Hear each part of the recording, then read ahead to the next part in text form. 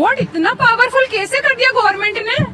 क्यों भाई, गवर्नमेंट नहीं है क्या हमारी? मैं तो कहती हूँ तबाह हो जाए, आज की पहली सूरत में वक्फ बोर्ड तबाह हो जाए। हम चाहते हैं हमारे पे रहम करो, हमारे भाई दर दर हो रहे हैं, बारिशों में फिर रहे हैं, इतने इतने से बच्चे हमसे एविडेंस मांग रहे हैं। पूरे मकान के अंदर घुसकर ताले तोड़कर सामान इन लोगों ने निकाला। आंखों में आंसू, जुबान पर दुआओं की जगह बद्दुआएं और सरकार से गुहार कि वक्फ बोर्ड को खत्म किया जाए, वो भी ऐसे वक्त जब देश में वक्फ बोर्ड से जुड़े बिल में संशोधन को लेकर घमासान मचा हुआ है। राहुल गांधी, अखिलेश यादव, तेजस्वी यादव, असदुद्दीन ओवैसी लगातार केंद्र सरकार का विरोध कर रहे हैं। ओवैसी जैसे मुस्लिम नेता तो ये तक कह चुके हैं कि सरकार वक्फ की प्रॉपर्टी छीनना चाहती है।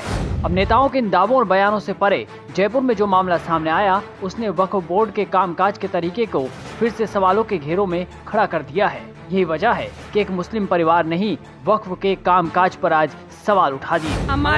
हमारे पास एविडेंस है, उनको पता है, पूरे मोहल्ले को पता है, वो सब कहते हैं, पुलिस वाले कहते हैं नहीं आप सही हो, लेकिन वक्फ बोर्ड इतना पावरफुल कैसे कर दिया गवर्नमेंट ने? क्यों भाई, गवर्नमेंट नहीं है क्या हमारी? वक्फ बोर्ड क्यों? सही के साथ अगर सही है तो वक्फ बोर्ड रहे, नहीं तो मैं तो कहती हूँ तबाह हो जाए, आज की पहली सूरत में वक्फ बोर्ड तबाह हो जाए। जैसे मेरे घर मेरे भाई गए, मेरी 32 साल की बहन, इनका गम लेकर डिलीवरी नॉर्मल हो गई भैया, सब कुछ हो गया, और डिलीवरी होती है उसने बस ये कहा बहन बाजी मेरा बच्चा ननिहाल नहीं देखेगा। मैंने कहा बेटा मेरे घर आएगा, बस वो कहते ही उसकी जो लीवर, किडनी, लंग सब डैमेज होगा। डॉक्टर कह रहे हुआ क्या भैया तुम्हारे घर में, ऐसा क्या हो रहा है मैडम, ये क्या हो रहा है? ये बच्ची अभी तो सही आई, नॉर्मल डिलीवरी करी। हम चाहते हैं हमारे पे रहम करो, हमारे भाई दर दर हो रहे हैं, बारिशों में फिर रहे हैं, इतने इतने से बच्चे हमसे एविडेंस मांग रहे हैं। उनसे कोई नहीं मांगता, काकोरी वालों से। पता है काकोरी वाले कौन है? हिस्ट्री शीटर है इनके, बुरे पुराने काकोरी गांव के, यूपी के हिस्ट्री शीटर है। एक महिला की गुहार तो आपने सुन ली, अब मामले को भी समझ लीजिए कि आखिर ये मुस्लिम परिवार वक्फ बोर्ड के फैसले से नाराज क्यों है। दरअसल जयपुर रामगंज इलाके में घोसियों के रास्ते के अंदर नगा मियां की मस्जिद स्थित है। मस्जिद परिसर के आसपास 510 गज की जमीन पर लोग 200 साल से रहते हुए आ रहे थे, जिनका केस मस्जिद कमेटी में चल रहा था। आपको बता दें कि ये लोग मिस्किन शाह दरगाह घाट गेट स्थित उनकी औलाद में से हैं। अब वो केस हारने के बाद इनसे इनका मकान खाली करा लिया गया है। वक्फ बोर्ड द्वारा एक घर खाली कराकर ये घर अब मस्जिद कमेटी को दे दिया गया है। ये मस्जिद नवाब साहब ने बनाई, मज़ार नवाब साहब ने बनाया।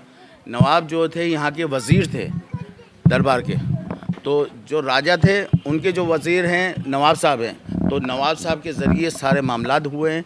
इसी तरीके से वो जो जायदाद हमें वहाँ पर जो इन्होंने बेदखल किया है, ये सारा हमको पूरे परिवार को वहाँ से निकाला है 250 साल के बाद इन लोगों ने नगा मियां की मस्जिद में।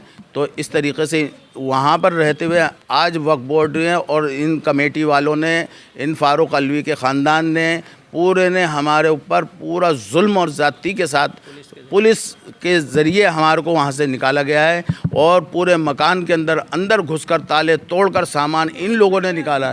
हम लोगों ने कोई सामान नहीं निकाला। इस तरीके से कंडम और कोर्ट भी हुआ है कि कोर्ट की आपने बेरुमती करी है कि जब कोई भी फिर जो भी कमरा बंद है, जायदाद बंद है, तो उसमें घुस नहीं सकता बिना इजाज़त के, जिसके मालिकाना हल्क है। आए तो सब थे, अमीन कागज़ी भी आए थे, खानू खान ने भी कहलवाया था अमीन कागज़ी के ज़रिए, और आपके रफ़ीक खान भी इसमें, लेकिन इन लोगों ने हमारे को कोई मदद नहीं करी, बल्कि उन लोगों का साथ दिया है, हमारा साथ बिल्कुल नहीं दिया उन लोगों ने।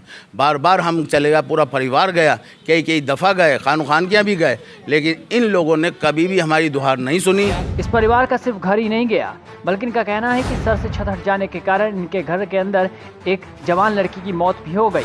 बताया जा रहा है कि उसने अपना घर खोने की वजह से वो डिप्रेशन में आ गई, उसकी तबीयत बिगड़ी और उसने अपनी जान गंवा दी। उसके बाद ये लोग परेशान होकर मस्जिद के बाहर अपना घर वापस मांगने के लिए बैठ गए हैं। यही वक्फ की कितनी प्रॉपर्टी है जिसके साथ में ये लोग पैसे वाले लोग हैं। ये वक्फ बोर्ड उनसे पैसे लेके उनके नाम प्रॉपर्टी कर देती है, लेकिन हम लोग गरीब हैं, कमज़ोर हैं, सब लोग एक साथ हो गए, हम लोगों को बेदखल कर दिया। कल भी हम लोग जब गए थे, हमारी फूफी का इंतकाल हो गया कल, हम सब लोग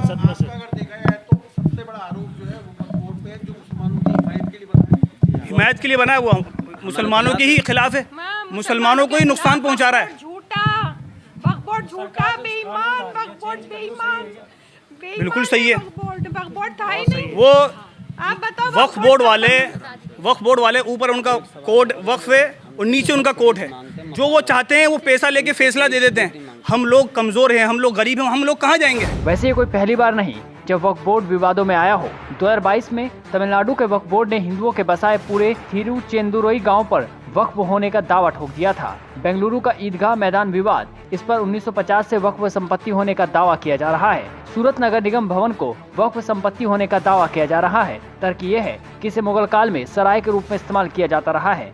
कोलकाता के Tollygunge club, royal Calcutta golf club और बेंगलुरु में ITC विंडसर होटल के भी वक्फ भूमि पर होने का दावा है। वक्फ पर चल रही राजनीति के बीच इस परिवार के आंसू पोंछने अब कौन सा राजनीतिक दल या नेता आगे आएगा, ये देखने वाली बात होगी।